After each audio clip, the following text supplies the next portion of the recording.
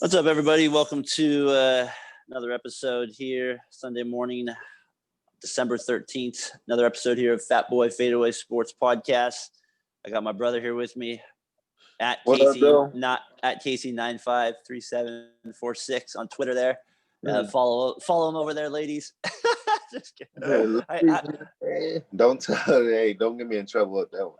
How you doing, buddy? I'm good, man. It's a glorious Sunday. Just ready for it. And ready to watch some football? Oh man, I'm ready. I just love how you do your Willie Beanin before you start the show. Instead of throwing up, you do the. It's like a game ritual. So for nobody that's out there that knows, before I start, I always have to hack my lung. So it's not pleasant. So I saved that part for before we go on. So no Tyler here, so he might be joining us midway. If so, that'll be great. We'll include him in the show, I guess, if he joins us, right? So we got a lot to get to sports wise. Case we're going to talk a little bit of NBA next week. We're going to do a special podcast, do an NBA season preview. But for this week, I got 5 questions for us to answer, and then we'll move on to our NFL segment like we usually do. So for our viewers out there, that's how we're going to do. We're going to break it up, NBA, and then we're going to go into NFL. So if you prefer one of the sports, you can click on it like that. Remember to please follow us at Fatboy FadeAway Sports on Twitter. I'm on there tweeting. We lost our first subscriber. That was impressive. I feel like we've really made it now a little bit. We lost somebody. So that's good. It kind of feels big time there a little bit. So please, steal somebody's phone, steal your sister's phone, do whatever you got to do. Grab that phone, hit like, hit subscribe, and then give it back to them. That's perfectly fine. So that's what I recommend there. And then so with that said, Case, kind of been a crazy week for me. This COVID thing's really hitting again, right, with the sports things again. And then on a personal level, man, just a heartbreaking week, I feel, for me, on the COVID level, because I had, I coached middle school, and I had this kid come up to me this week, and he's like, for people that don't know, we live in Sonoma County, and we have a lot of cases, and so we're on pretty tough lockdowns right now. And he's like, so Coach, are we going to be having a season or not this year? And beforehand, I was like, well, I'll just kind of keep telling them, yeah, maybe we'll do something. But maybe just even how long this thing has gone on, it makes makes myself a little bit more blunt. Just sorry, buddy. I got to be honest with them. I'm I don't think we're going to have one, just because I need to be more honest with them. So I felt bad for those kids there, but then it just made me feel kind of bad for some of the seniors and juniors that in our area that just aren't getting a chance to I don't know, just play sports. And I understand why, but it just kind of sucks still. Yeah, man, I can't even imagine.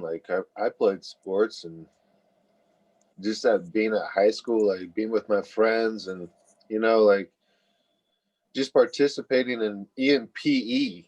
Right now, I would take PE, and just running track and us in our adult leagues. Yeah, just doing our adult leagues. I would right now. I would literally, for a pickup game of 3-on-3, go into the park. And, but we can't do that. I probably just outdated myself by saying going to the park and saying 3-on-3 because no one goes to the park anymore. But it's just open gym, I guess, is how the kids would say it nowadays. But I don't know. It's just it sucks. Can't do anything. It blows. It sucks. Yeah, it just to transition off that. And the Niners came in playing their home stadium. It's just everything's so out of whack, and it's just it's a little confusing right now with all that stuff. But I just thought I'd maybe give a little shout out there to the high school guys that I do open gyms with, or in the past, and shout out to those guys that are kind of going through at a tough age, having to work their way through that part of high school right now, so that none of us have had to really go through. So all right, so with that said, let's get right into the NBA here now. I have a new cheesy segment for us. I always like to come up with good names for us, as you know, for our NBA segments. So I got the week before preview edition of Fabulous 5 Questions Bonanza. So that is our title for the week. It's quite a mouthful there, but I feel like you're nice and prepared now for I feel that's like for NBA segment. That's like a Christmas spinoff. It is. I like that. I like that. You're right. Thank you for giving me more credit than I deserve on that one. All right, so let's get into it for real. Like, me and you both like the NBA here. We haven't we haven't actually talked NBA in a while here. So whatever you're going to be hearing here is basically the first time me and Casey have actually kind of discussed it between each other. So first question on the Bonanza: who won the Wall Westbrook trade and why? Houston obviously trades Westbrook to Washington. Houston gets Wall back and a pick. Who do you like? Who do you like at that trade? Who won it? That's almost tough, man. But I love John Wall. I love that. I love him. I think he's before he had the injury. I mean, it's been so long since he's played that I think people kind of forgot how good he was. I mean, he's averaging points per game for his career is 19. Westbrook is 23.2.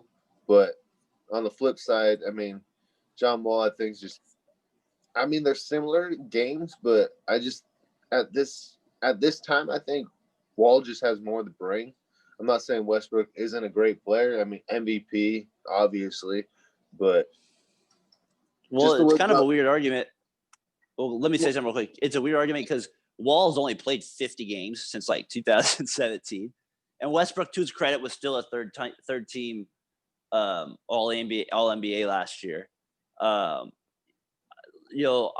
personally am with you on Houston. I think winning the trade, but if we were to give Westbrook the credit, do you think this now jumps the Washington higher than they would have with Wall? See, and this is why it makes my argument pretty hard to go. Like when I was like looking at it, I looked at the numbers and I was like, all right, season MVP, Westbrook 1, John Wall 0. All NBA first team, John Wall 0, Westbrook 2. All NBA team total selections, John Wall 1, Westbrook 9.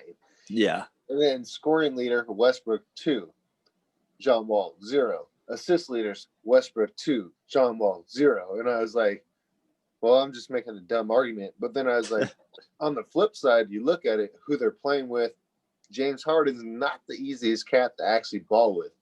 I mean, you got to be able to be comfortable not getting that rock in your hand all the time. And I think Westbrook, and it's funny because they used to be like good friends and they're like, oh, it's going to be working. But then you think about it, it's like James Harden kicked Dwight Howard off the team. James Harden's about to kick Westbrook off the team. So I think John Wall, I think they're going to mesh pretty damn good. And that's just my opinion. It has nothing to do with stats because I just read them off, but I think they're just more compatible. I'll kind of back up your argument with this thing. This is why I liked it for Houston. I think Westbrook is obviously the better player. He's had a better career, but I feel like sometimes in the NBA, there's certain points in your career where maybe just for a year or two, like there can be a trade that at a certain point can refresh and re-energize somebody and give them a slight momentum and to work out and sustain their energy. Because sometimes when you're in a situation for so long, like Wall was in Washington, you sometimes can get kind of like we were when we've worked at our jobs for 10 plus years. You sometimes can feel like a hamster wheel and you go in that same circle. So sometimes when you get to a fresh start, you kind of get rejuvenated. And I feel like with Wall, I'm not comparing him to the player, but I'm comparing him to the situation. I compared a little bit to when the Warriors traded for Baron Davis from the Hornets, when he was looked upon as a little bit injury prone, out of shape, missing games consistently. Team wasn't making the playoffs for a few years there. He goes to the Warriors. He kind of comes to a new situation. The Warriors get re-energized. I'm kind of thinking that could happen with Houston. And so I'm kind of with you a little bit on that one. It is funny though. I do think Washington benefits and maybe this first year, maybe a little bit more though. Oh, absolutely. I mean, they're in the East. I'm not saying the East is like what it used to be, but I definitely see the Wizards making the playoffs before the Rockets are making the playoffs this year. Yeah, you would think. Let's go to my number 2 question because it's kind of ties with the Rockets here too a little bit. Harden's holdout. is he becoming a guy that, people are tired of? And I'll get the first shot at this one is yes, because I kind of wanted to jump in on your last a few sentences ago is if me and you and Tyler and a few other people were at an open gym, right? Like we're at the gym trying to play. Yeah, like we know if we're on Harden's team, we're probably going to be on the court for an hour and a half because he's the best player. But the reality is we're going to be like, hey, I don't want to stand in the corner. So how about we just get like our friends, me, you, so-and-so, and we go play. At least we're going to at least we know we're going to have fun and like get a good run in. And that's kind of, I feel like sometimes the teammates look at him a little bit. It's like, I can't be that great to just stand there. Oh yeah, no doubt. I mean, I played open gym my whole life, basically. And yeah, there'd be times where I'd be like looking at you sign up on the whiteboard. This is hella old school, but you sign up on the whiteboard, or you pick it at the park. And you're like, I'll take him, and him, and you're like, damn man, I ain't gonna get the ball today. Like this sucks. Like I don't want to play. Like I mean, I want to play, but like I ain't gonna be doing nothing. Like it's kind of like that. It was like the Isaiah Thomas freeze out on the park where you're like, don't give it to him. Because if you give it to him, you ain't going to get it back. Yeah. Not saying today it was like that, but it's just like, I don't want to play with someone like that. Like, he's a phenomenal player. Probably, I would say top 5 gifted offensive players ever, in my opinion. I think he's phenomenal. But to be on that same team, I just know I'm not going to get that rock unless I'm having open 3. Yeah, that's why his holdout to me is a little interesting because he's obviously one of the best players in the league, especially when it comes to specifically scoring. He's one of the best ever to do it. So I'm kind of interested in his little holdout thing there with Houston. I know he's trying to get back in there and request a trade for the Bucks now. So it'll be interesting case to see where he ends up and to see if he has any lasting effect. Can he find a home, or is he one of these guys in the league that's a good player, but just kind of bounces from home to home, maybe like I don't know, like a Chris Webber or something like that. That's kind of found multiple places. All right, question number 3. Let's make this one a quicker one. Who will be the breakout player of the year this year in the NBA? Like just somebody that's gonna come out of nowhere, or you think is gonna make a big giant leap.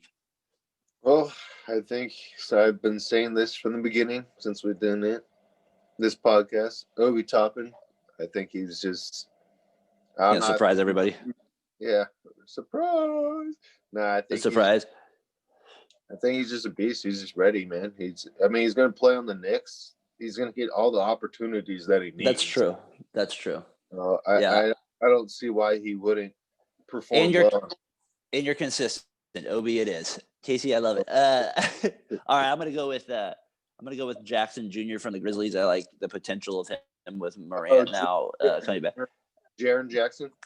Yeah, Jaren Jackson. And this podcast, one of the podcasts I listened to, House of Hoops out in Memphis, they said he might have grown 4 inches. So I was like, wow, if that's the case, then I like him even more to have a breakout year. So all right, so I got Jackson Jr. LeBron James likes Kyle Kuzma, by the way, for that one. All right, hey, let's get 2 more in here.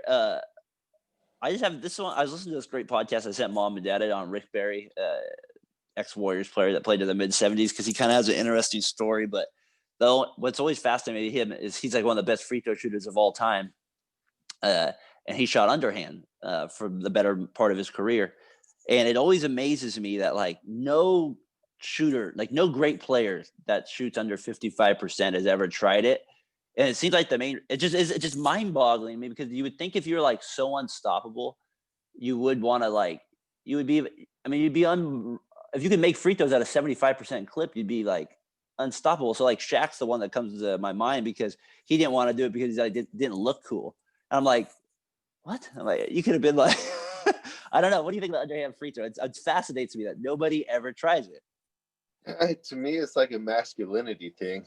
Honestly, it's like, I don't want to be the one that shoots underhand free throws. Like, but if you suck at making them, I mean, that's the point that I don't get. Is like, if you suck at making it, why not do it if it helps you? That's the part that's hard for me to like understand. Well, no, I get it. Like, I'm in the same boat as you. Like, I would be like, hey, whatever works, whatever, I get it. Like, if you make it and it goes in, it's kind of like the stat sheet. At the end of the day, if you got this amount of points, doesn't matter what anyone else says, you got those points.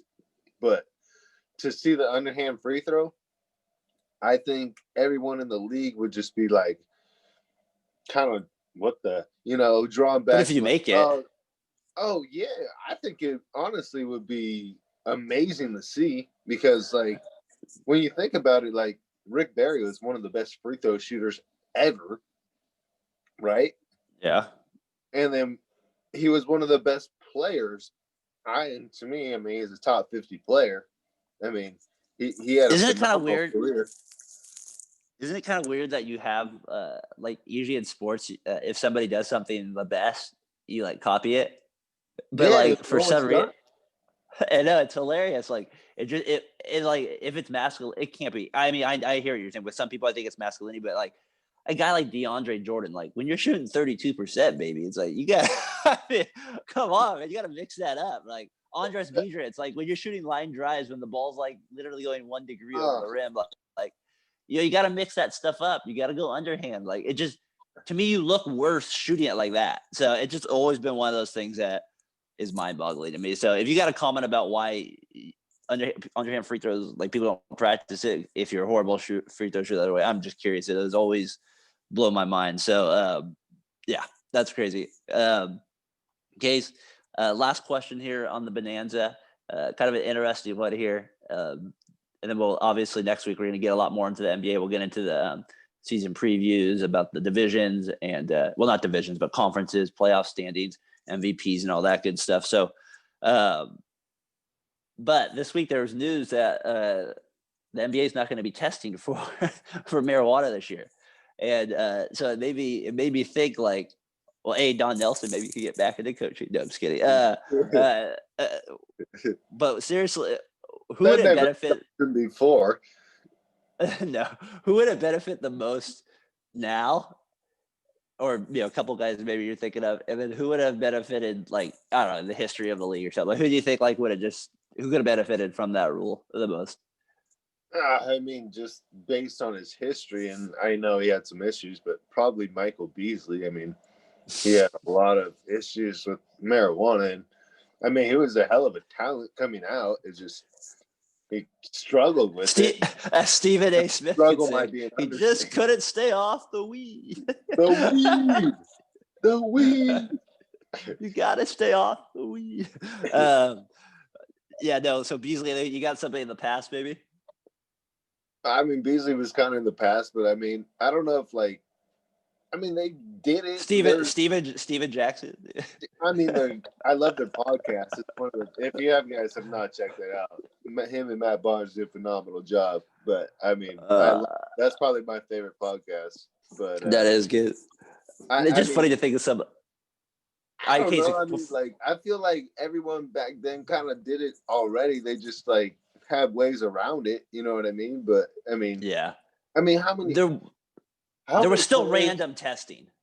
How many players in the NBA have you actually heard where the headline on ESPN blah blah blah name pops up and says test positive for marijuana? I think the NBA just was they say they're not testing for it now. I don't think they ever tested for it. I think they randomly did it once in 8 months, after the year was over. But well, it's gonna be funny to see. I want to tell you the only way that they can test, I think, is if let's say you're coaching the team and you got one of your players coming in late and you're like, yeah, that guy thinks high right now. And I want to get him tested because you think he's not you just want to get him tested because you think he's a distraction to the team or something.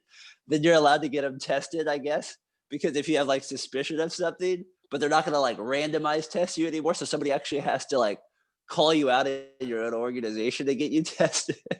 That'd be so great if that's so crazy. What are you going to be like? Could you imagine if somebody did that? Yeah, Steve Kerr's yeah, Steph Curry, I don't like the way you're looking this morning. Could you imagine that? When we play our rec league, if someone's hey, he smells like marijuana, give him a pop test right now. Right now, kick him out of this club right now. They're kicking him out of the club right now for it. Well, there'd be a lot of guys that would have been kicked out of there. That one. So NBA, that's kind of our bonanza question for the week. I thought there was kind of some funny ones there. like I said, Don Nelson may be benefiting the most now from it. But next week we'll get more into the Warriors a little bit more. I watched a little bit of the preseason game last night. It was good to see Curry back on the court, even though I didn't watch the whole game. It's hard to watch preseason basketball, obviously, but a couple takeaways from it was, Jokic is still unbelievable for Denver. And the guy that I like, Oubre, he has some potential for the Warriors. So it'd be nice if they could keep him long-term if Clay ever gets back healthy. So we're going to do a little bit more of that next week as well. So look forward to our special NBA preview podcast. Me and Casey will be back in a few minutes here with the NFL segment. Shout out. All right, guys, welcome back to the Fatboy FadeAway Sports Podcast. We're going to start here with the NFL segment this week. 4 weeks left, Case. Hard to believe. Playoff push is officially here. There's some good races going on. We're going to get into that today. Week 14. But first, let's take a look back at some of the highs and lows from week 13. Let's start with one of the highs from last week. And when I say high, I mean literally just the last play of the game was the Raiders. I don't even know what you want to call it. Gift from the gods. Just Ruggs. It just found a way. Just dropped right into his arms to beat the Jets to save their season. Saving probably one of the worst losses in Raiders last 4 years. Maybe it would have been heartbreaking. So there's a lot of negative things to say about the Raiders in that game, without a doubt. But I am going to give them credit for sticking with it and just playing all the way to the end. And now they're 7-5. You got past a team you should have beat by a lot more. And now you at least now have a chance with the game we'll talk about later, the Colts.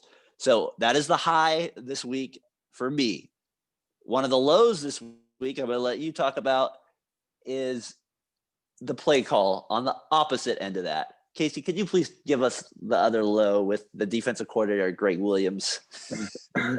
Man, this one was tough to defend. I was just like, well, not you can't defend it. No pun intended on that. But it was just like, if you're playing Madden, no one calls exchange 8 at the end of the game. Just send them all. I was just like, that's crazy, dude. That's nuts. I was just like, I kind of get where he was coming from because the play before they played prevent and Nelson Aguilar ran right by him, and Derek Carr, if he would have thrown it on the money, he would have scored anyways. So isn't that more reason to put more guys back though? Get back. Nah. So he just said, fuck it. He's like, I'm sending the house. And the thing is, though, if you watch that Mike linebacker, though, the one in the middle, he did not commit. He kind of was just, in between. So if he would have rushed, he probably would have got the car right away. But even calling that, it was just I want this season over with. I want my job done. I'm over it. I don't want to be the only defensive coach that went 0-16 twice. He was on the Browns. Yeah, I heard that. Hey, Case, I heard on a show they were saying because Greg Williams was with the Saints on that bounty type thing, and he's kind of known for being a little aggressive and stuff like that on defensive end. Do you think because honestly that's just like you said, it's a Madden types that's where we used to prevent defense, and then we would take our fastest defensive end and run him all the way back to the goal line, just so we could have 9 people back there on a play like that. So it's this guy knows the play a little bit. So an overload blitz where you're going man on islands, where Derek Carr probably was like, thank you. I'll take my chances with that. You're right. He gets fired the next day, obviously. What team does Max protect on a Hail Mary? They knew it was coming. I know. Do you think he tried to do you think he was just trying to crush Carr one more time? Just we're gonna nail this set of it. No, I think he believed in what he was calling. He's an arrogant guy. That's how he kind of looks arrogant too, huh? He is. That's his reputation. He's made a great living in the NFL, but he lives or dies by the blitz. He's got the hair dye going on, and I don't know, it's a little much for me. All right. What are the other high for the week? We'll let you comment on this one as well. Browns look unreal against the Titans. They win 41-35. They kind of hang on more than they should have there at the end, but they had a big league. Baker, career day, 4 touchdowns, 334 passing yards. You had to be very impressed with that. Me and Tyler both had the Titans last week. You had the Browns Super Bowl pick, still looking quite solid. Just quick thoughts on the Browns. It looked impressive. I mean, the first half was phenomenal. I mean, unreal. I mean, Baker basically had all those stats in the first half. And then, unfortunately, they were like, we've never been up by this much, so we don't know what to do anymore.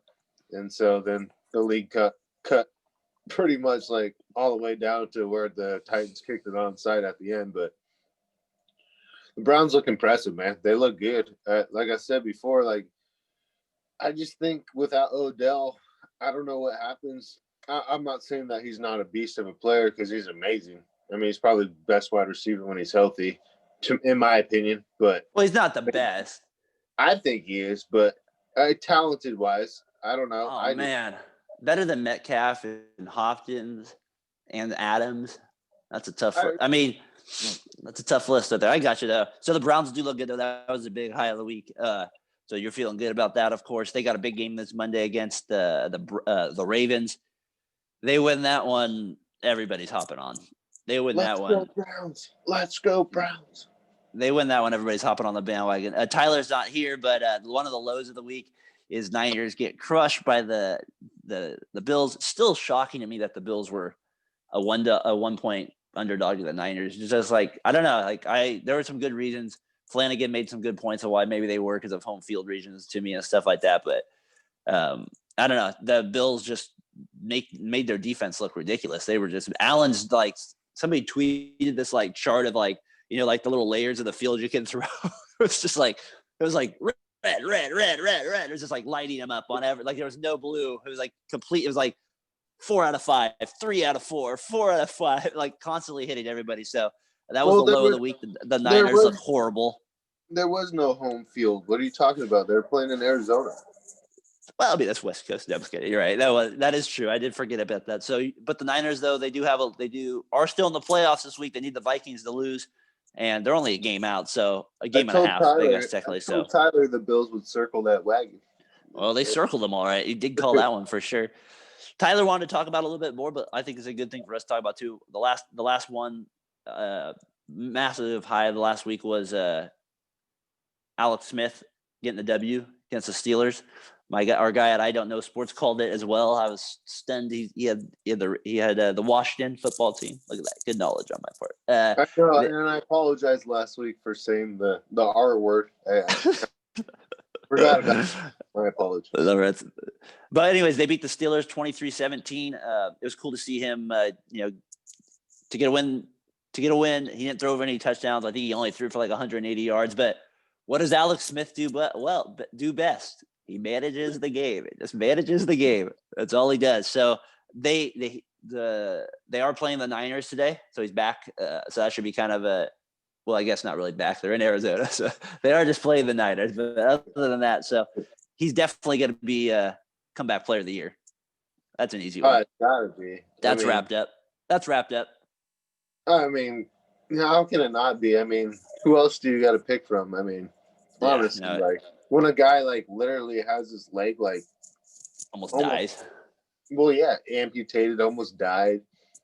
And like it's not like he doesn't have a family. I mean, he's got 3 kids and a wife. It's like it's not that he's not playing for just for nothing. It's pretty. The story of like just what pretty cool. It's incredible. It's amazing. Like I get goosebumps every time I see him on the field, and then when he like got his leg like bloodied up this past weekend, and like everyone's freaking out, and it was his other leg, and he just got cleated. It was still like you're like, and the worst thought comes to mind, and then he just keeps winning, and it's so funny because like, funny's not the operative word, but how crazy life is that like Dwayne Haskins was this pick, and then they had Kyle Allen. Then Alex Smith shows up and Ron Rivera. I don't think if it wasn't for Ron Rivera, he wouldn't be playing right now because a winner sees a winner in that heart of a champion. And he's just like, this guy's just, he gives us the best shot. And now they're tied for first place in the division. Granted, it sucks, but hey, 5-7. You can one of them get to? You run a fat race and you're the fattest kid and you run first, you're still first place. I don't care. You're still first place. So Alex Smith, like you said, high of the week there, play the Niners this week. So that is our look back at week 13 with our highs and lows. Let's take a look ahead now in our look ahead go for two segment here. I got two games I chose this week. First game, Sunday night game, 5:20 Pacific Standard Time. Big Al on the call. Pittsburgh versus Buffalo. Bills won last week, like we said, against the Niners. Pittsburgh coming off that loss against Washington. Like I said, Allen looked unstoppable. Pittsburgh's got some injuries that are starting to catch up to him. Case, who do you like? It's Allen. Allen's starting to keeps impressing us, right? So, it's kind of a tricky game. Who do you kind of like in this one? I'm going to go with the Bills again. Circle those wagons. Circle those wagons, man. Bud Dupree and Devin Bush, man, those are big losses on the defense. Sure. I just don't think you can win throwing the ball 50 times. The Steelers have no running game, and I know I believe James Conner's coming back, and that will help. And I don't know if Pouncey's coming back this week. I'm not quite sure, but they'll help. But like I said last week, Josh Allen's his maturation process has happened the last 3 years. People are like, I heard like a little bit of, we're gas bags too. We're just people talking, but they're like, oh, he tries to be like Mahomes and Aaron Rodgers. And I'm like, when I watched him against the Niners, he sure as hell looked like him. Like, and he's huge too. He's not a little guy. Man. Yeah, no. Yeah. Well, he went to what? Was it North Wyoming, right? Wyoming, I think, is where he went. Yeah. So he's used to like kind of that. It's kind of like a perfect team for him in a sense, Buffalo, right? Like kind of a. He's just one of those guys. He's one of those guys. Like if you watch him, like in college, certain people play better against better players. I don't know why that is. They rise to the occasion a little bit. Yeah. It takes them a little bit because they never played against them before. But once they get there, they're like, you get that confidence. You're like, I can play with these dudes, and you're like, I'm actually better than these dudes. And watching him play against the Niners, and they ain't no slouch on defense. Like I know they got some injuries, but the way he was slinging that football and running around, making decisions, I was like, he's going to be a real deal, man. He's going to be a problem in the AFC. To me, the interesting part of this game will be, I know you said the injuries, but Pittsburgh still has a knack for winning these type of games. Just their history, right? And they still have Watt. They still have a really good defensive line. It's a tough one for me. I was talking to Nick yesterday about it. He likes Pittsburgh in this one. I think I'm going to go with you on this one and lean towards Buffalo. I feel like maybe it being a primetime game, this is their chance to really go on the map there. So I'm going to go with Buffalo to win this one. Big game there today. I think that's definitely one of the games of the day. Let's go to the second game here, Case, on let's go for two segment. This one special to us. Colts 8-4 playing against the Viva Las Vegas Raiders at 7-5. Raiders, like we said, coming off that miracle win. Carr had a great stat game against the Jets, but like it's still just, I don't know. He's still like Carr. It's not somebody we can feel great about. Colts kind of come off a lucky win against Houston because Watson, they have that bad snap there at the goal line there, so they kind of looked a little iffy too the last couple of weeks.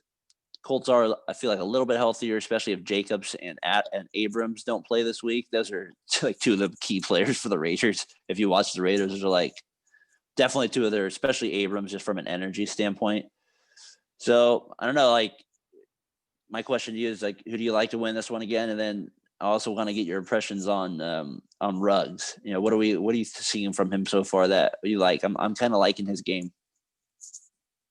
Yeah, the Raiders look. I don't know, man.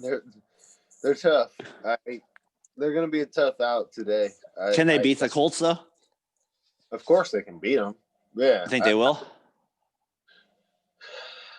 Yeah, I do. I think last week might have given like kind of one of those chin check, that shot in the mouth where you're like, all right, like we lost to the Falcons. We almost lost to the 0-11 Jets. Now it's time to pick your shit up. Like now it's time to, raise your game. And the Colts they're a damn good team. Philip Rivers is giving the Raiders problems, as we know, in the past, but he is known to give that football up. So I think that's where the Raiders got a chance. So he's kind of one of those guys sling the ball around. But I think Derek Carr, if he does not have an Atlanta type game, maybe one turnover or less, they won the game. Anything more than that, they lose. Yeah, this is a tough one for me because obviously I want the Raiders to win, but man, I don't know why Abrams just means a lot. Watching him, he just feels like he means a lot to that team. And obviously Jacob speaks for himself. I think I'm going to go with the Colts in this one. I think that's the smart bet. I think the Colts are slightly healthier, and so yeah, I'm going to go with the Colts in this one to win this one. That hurts saying that a little bit. Obviously, from a fan standpoint, I will be rooting for the Raiders. So I guess I guess in some way I hedged my bet there a little bit, right? So I just think the Colts are like just I don't know a little bit better than the Raiders. So we'll see if that plays out. So I don't know. It'll be interesting. It's a big game because if the Raiders win, they both have the same record, and then they'll have the head-to-head advantage. So and they'll be ahead in the 7 seed for the time being. It's a huge game. It's a massive game. If the Raiders lose, they're done. Yeah, I agree. So, all right, me and Case will be back to wrap up the NFL segment with one of our a new game here, and then our picks here. All right, Case, we're back here. Got a new little game for us instead of a dump and run this week. We're gonna do what's more likely. 5 scenarios. You tell me which one is more likely to happen this week in the NFL. Number 1, Hurts is a starting QB for the Eagles next year, or Carson Wentz? It's got to be Carson Wentz. He almost got like $60 million in dead cat money. He's the Carson Wentz.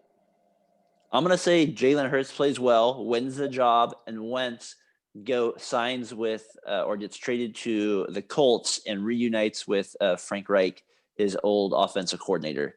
That's going to be my scenario. So I'm going to say Hurts plays well enough, and he impresses enough to win the job next year.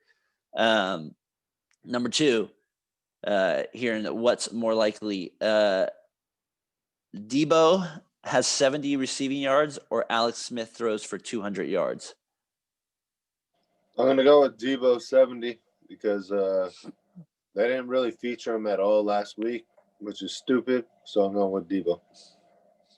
I'm going to go with it's a tough one because you got 200 yards isn't that much, but Alex Smith is like not really known for throwing that many yards, and the Redskins don't have this like powerful offense. But I'm going to go back. I'm going to go with Alex Smith on this one. Return to San Francisco jerseys. Not again played at Arizona, but I'm going to go with Alex Smith to throw over 200 yards on this one. Debo, 70 yards receiving. I don't know. He just seems to always get so many rushing yards and not receiving yards. So, but we'll see. That's a good one. I thought it was a tough one to choose there. All right, a couple more here. Kyler Murray runs for 45 yards, or the Giants get 3 sacks. Oh, Giants 3 sacks. There's no way.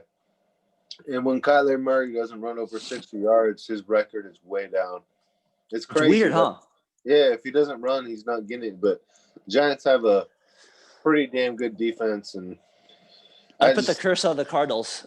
When I did the podcast by myself, I said they were the number 1 team in the NFC, and they've lost like every game. The only one you got this year, this is off topic, was the Dolphins. They're close. They're getting close there. That's funny. All right, so you got the Giants there. I'm going to go with Murray. I'm going to he surprises and gets a big run and gets over 45 yards there. All right. Who will have more yards? Cleveland's running backs or Lamar Jackson passing yards? So what will be more? The Browns running backs run for more yards, or Lamar Jackson passes for more yards? I don't think it will be North Carolina against Miami, where both running backs have over 200 yards and 700 plus yards rushing. But I think the Browns running backs will definitely they'll have no, it's the Browns. All right. Yeah, Lamar's he did play well last week, so we'll see. That was kind of a tricky one. I thought just the scenario. I'm gonna go with Lamar Jackson on this one, just to say. I think their defense is going to be able to shut down the Browns enough to where they might have a hard time getting 100 yards, and I'm going to say Lamar Jackson is able to get maybe 150 yards passing there. So nothing special, but that's a tough one there. All right, last question. Hold on. Did you see that Miami game, though? I have to throw that in. No, I didn't see it. I saw the score, but I didn't see it. How do you almost run for 800 yards? That's crazy. That is insane. It's almost like you don't even try to stop them. It was nuts. I was just almost 800 yards rushing. That's insane. At what point do you put everybody in the box? I would just say all 11 and, just let them go run by themselves. Let them try and catch. I just had to throw that in there. I thought that was it is ridiculous. I don't even have words for that, but I was just if you played a padded game, 15-minute quarters, you still have a hard time doing that. Depends on who you're playing. All right, last question here. Well, if it was Tyler and he didn't show up, it'd be pretty easy. That is true. All right, well, last question. What's more likely? Chargers blow the game today against the Falcons, or the Falcons blow the game today against the Chargers? So they're playing each other. Really tough game to call. Definitely staying away from this one on a betting standpoint. Casey, who do you got? What's more likely to happen there? I don't know who I got. Would actually who's more likely? Who's more likely to blow it? Raheem Morris hasn't been there as long as Anthony Lynn, and Lynn's proven to do this over and over. So I'm going with the Chargers. It's hard not to go with the Chargers, man. They have a history even more so than the Falcons. The Falcons have a history too, but the Chargers seems to even be farther back now. Well, Dan Quinn's left, and so is Shanahan. So there's not too much of that 28-3 left. I like your theory that he's been around longer there. Man, it's crazy to think you can have such two teams that just find ways to have such heartbreaking losses consistently. Now they're playing against each other. Who's going to do that heartbreak to the other team this year? So I'm going to go with you on this one. I'm going to go with the Chargers. I'm going to say they find another way to blow it, and then maybe the owner's all right, you're out. We can't keep you anymore, Anthony. You're blowing games the last 5 minutes every time. So last week they got destroyed by the Patriots, 45-0. So his job's obviously he's probably done as the coach. I would say so. I mean, Belichick though rips apart rookie quarterbacks. But Anthony Lynn, last time he faced Belichick was it's his other games too. Yeah, it's just it's not just that. No, I don't feel bad for him because he's making millions of dollars. But I was at some point you got to win the close game. Not even for sure. I don't know how you just consistently lose those. It's got to be. I don't know. I don't know. He has the same face too every time over there. All right, let's get on to our gambling segment here for the week. Who you got this week for your picks? What's your 5 picks this week? I got the Titans over the Jags 7.5. Got the Cowboys against the Bengals. They're getting 3. The Chiefs on the Fins, but I'm actually going to go with the Dolphins because Chiefs are getting 7. So I think the Dolphins will cover that. Broncos and Panthers. I'm going to go with I just don't trust Drew Lock. He just hard. I can't do it. So I'm going with the Panthers. I think it's -4. He's got decent dance moves. I saw that. Yes, pop, lock, and drop it. Pop, lock, and give it. But yeah. He does give it away. Yeah. Give it away. And then I'm going to go with the Texans 1.5 over the Bears. I just Nick Foles is trash. Mitchell Trubisky, I don't care. Matt Nagy, I can't do it anymore, man. They're just the Bears suck. I mean, their defense is good, but I just can't watch them. Like, stop putting them on national television games. Just because they're from Chicago. Just because they're from Chicago. No, I love Chicago. My buddy Eric used to be but that's why they're on TV. He was a huge Chicago fan. I loved him. That's why they're on TV. Until they sucked. They always suck on offense, though. They're always they never have a good quarterback. Tyler Orton, Rex Grossman in the Super Bowl. Rexy Sexy. Who else did they have? They had Brian Greasy for a little bit. Yeah. Who was their best one? Jay Cutler. He's still kind of horrible too. Yeah, they've had some bad quarterbacks, man. Kristen Cavallari. Yes, yes. I forgot about him. He's horrible too. All right, my 5 picks are wrapping up. I thought you said her. I thought you said a different name.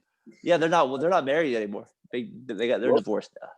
Yeah, dropping hot topics here. Our sister though does use her cooking book though, so very impressive. She must be a fabulous cook. So she did make. So we'll see. All right. There's a lot about before we get in too much trouble there, let's continue with the 5 picks and get out of here. All right, my picks for the week. I got Giants plus 2.5 versus Arizona. Kansas City versus Miami. I'm taking the under at 50.5. New Orleans and Philly. I'm taking the over at 42.5. I'm taking the Colts at -3 versus Vegas. And I got Pittsburgh getting 2 points versus Buffalo. I don't know. Be interested to see what we got this week. Tyler, hopefully he'll be back next week with his picks. Tyler, what do you got? Oh, he's not there. Yep. Crickets. So that's our NFL segment for the week. Case, as a second time doing the podcast with you, man, by ourselves. Enjoy it as always. Please, again, subscribe to us. You know, we just like making content, like doing this for fun. If you get a chance to subscribe to it, we'd appreciate it. Like the videos and interact with us on Twitter over at Fatboy FadeAway, over at Tyler MGUIRK at his Twitter account, and then Casey over at his Twitter account as well. Case, I do want to say something on the way out here. I did for the first time have somebody that I know test positive for COVID, and he is in the hospital.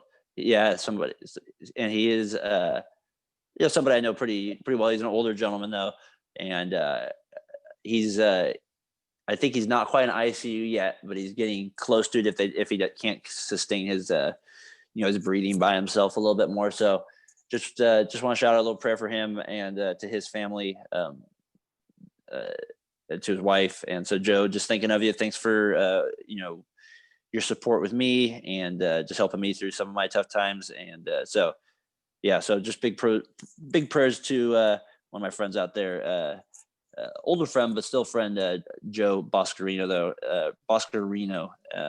as he's right now in the hospital fighting the COVID. So Case, good podcast this week, my man. We'll see you next week. NBA preview special this week. Looking forward to doing it with you, as I know me and you big NBA people. So T, we'll see you on the next one, guys. Peace. Enjoy the games.